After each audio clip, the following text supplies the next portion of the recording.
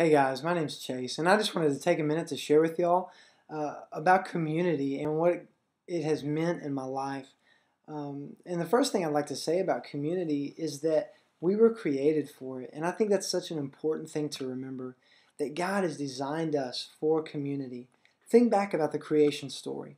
When God had already created Adam, and He had already created the world, and God and man were at a point in history where they were in perfect relationship. This was before the fall, and God and man lived in perfect harmony together. And even so, at that very time, God said, "It is not good for man to be alone."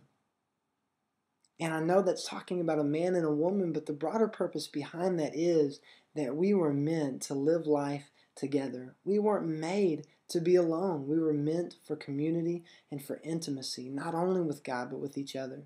Think about the early believers in the book of Acts. It says that on a daily basis they were meeting together. They were going to the temple together. They were breaking bread together in each other's homes, and they were living in community. It says they were selling their possessions and distributing to each as they had need. And what you see in the book of Acts is not a group of people getting together and doing church, but what you see is the church doing life together. And that's the way that God had intended it.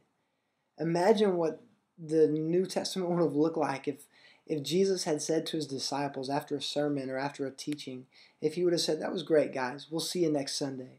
But that's not what it looked like. Jesus invited his disciples to follow him, not to share a message or a prayer time with him, but to share life with him. And that's how they grew. That's how this world was changed, by people living in community together.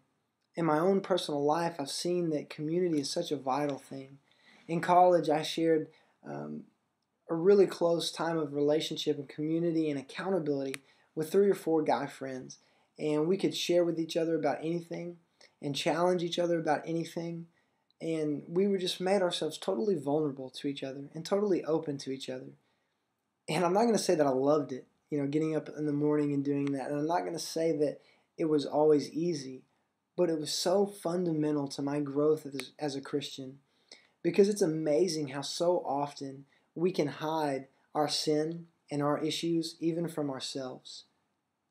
But when we have people to share those things with, to pray for us, to hold us accountable, to point things out in our life, and when those things are brought out into the open with each other, we can deal with them. And we can not only deal with them in our relationship, but we can deal with them ourselves and in our relationship with Christ. And so it's so important to live in community. After college, I moved to a small town and was working in a church and did not have that community that I'd had before. And I suffered because of it. I had a relationship with my wife, but the both of us really missed doing life with other people. And we had people that we loved, but we didn't really have the intimacy and the open, intimate, deep relationships that we craved for. And we've recently moved to Texas, and in the short amount of time that we've been here, we've regained that community with other people, other believers, and God is already using it to challenge us, to encourage us, to motivate us, to show us that we're not alone in this, that this isn't everybody in it for themselves, it's not everybody in it for me, but that it's everybody's in it together for one goal and for one purpose, and that's to bring God's kingdom into the earth. And how exciting that we're not alone in that task, but that we get to do it together as God intended, and to live and to walk in community.